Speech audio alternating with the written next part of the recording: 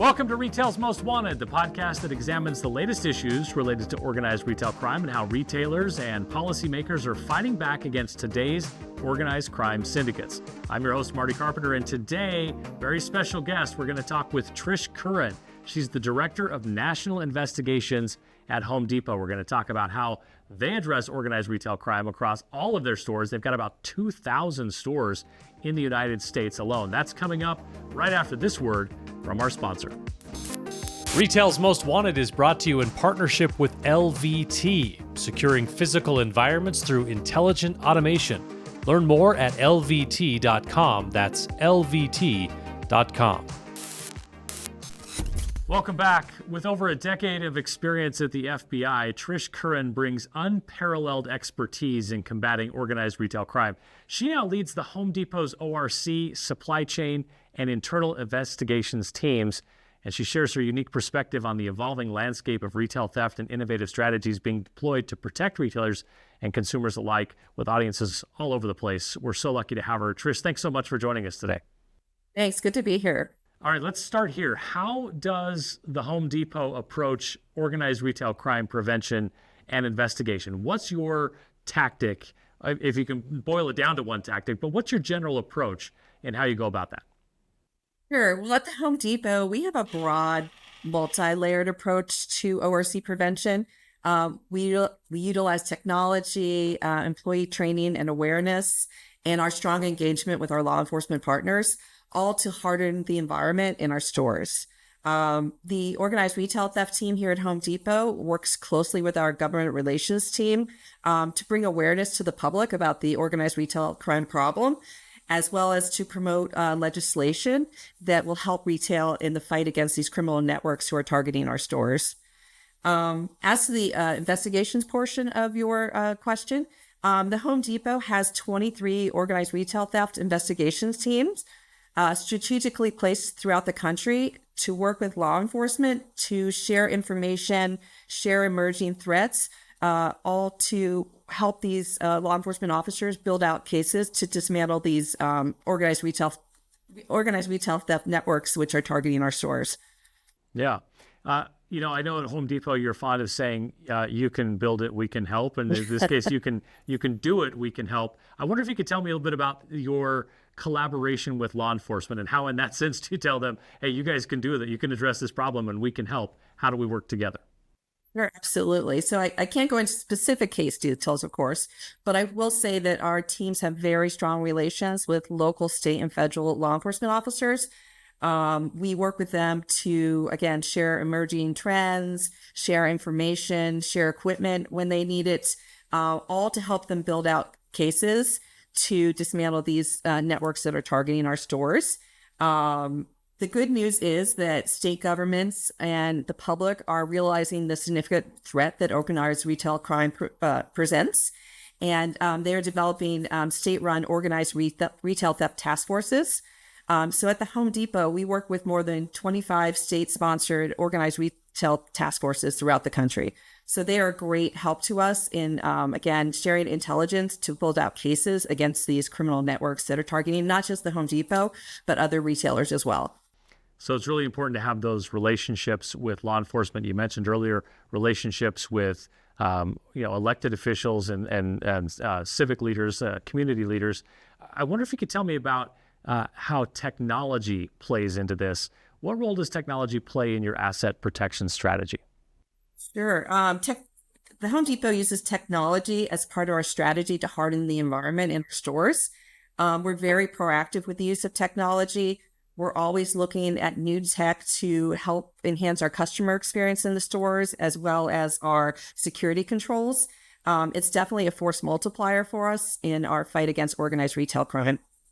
There's, for guys like me who occasionally have to do a weekend project, there's the trip to the store, there's the trip back to Home Depot, and usually the third trip back to Home Depot. And so you're always probably, I would think, trying to make that customer experience as seamless and painless as you can.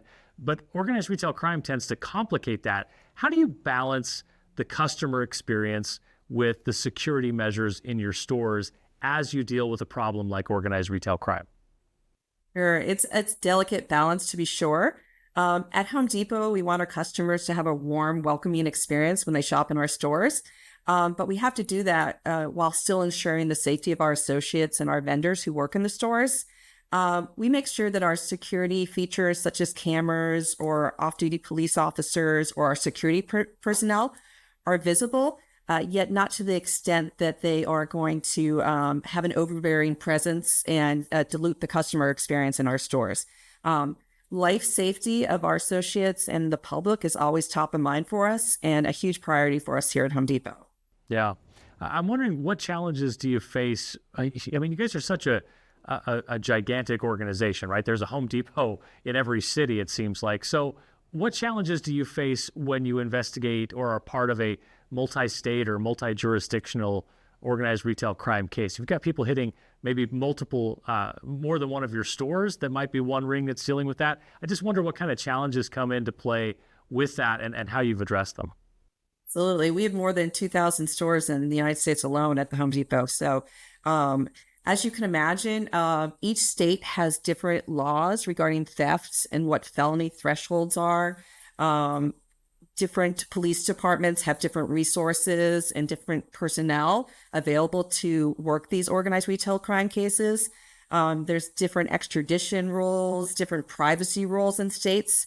So what we did at the Home Depot really is we have those 23 organized retail theft teams strategically placed throughout the United States. And the investigators in those regions, they know their area. They know the state laws, right? They know their law enforcement partners. So they're in the position where they can, they understand the environment. And so they can help law enforcement put together these cases and build cases and get them the evidence they need in order to take out these criminal networks that are targeting our stores. What trends are you seeing right now in organized retail crime, and are you you're most concerned about, and how are you positioning to address them without giving away any of your secret plans? For sure.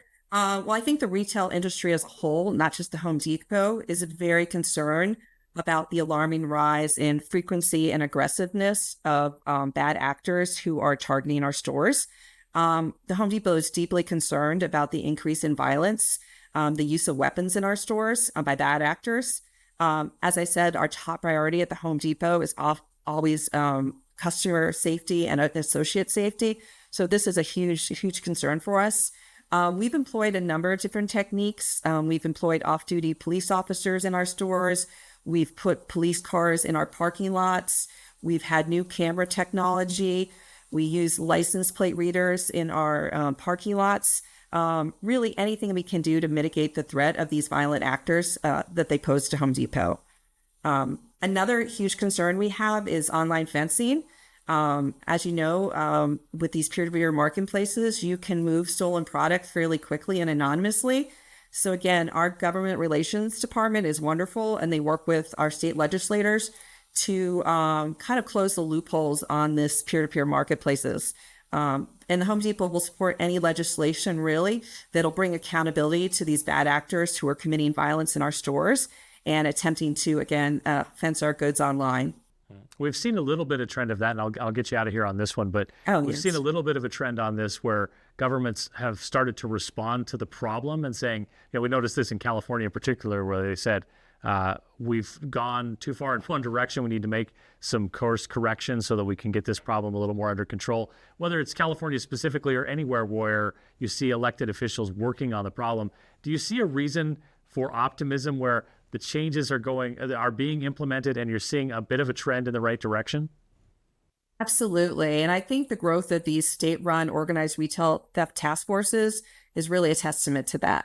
And we're seeing more and more. I think I just saw in the news last week that New Jersey had passed a law for another organized retail theft task force. So I think the awareness piece is working, and I think the public's kind of sick of it, right?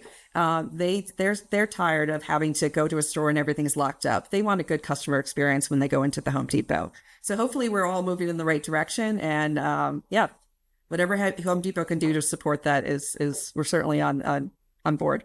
Well, we appreciate what you guys bring to the battle in helping to course correct this all across the country. As you mentioned, like over 2,000 stores in the United States alone. So you're a big part of helping to address this issue.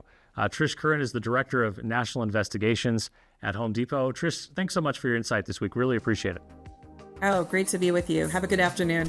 All right, that's it for this episode of Retail's Most Wanted. Thanks to our presenting sponsor, LVT. And don't forget to hit that subscribe or follow button so you can catch each new episode. We drop a new one every 2 weeks.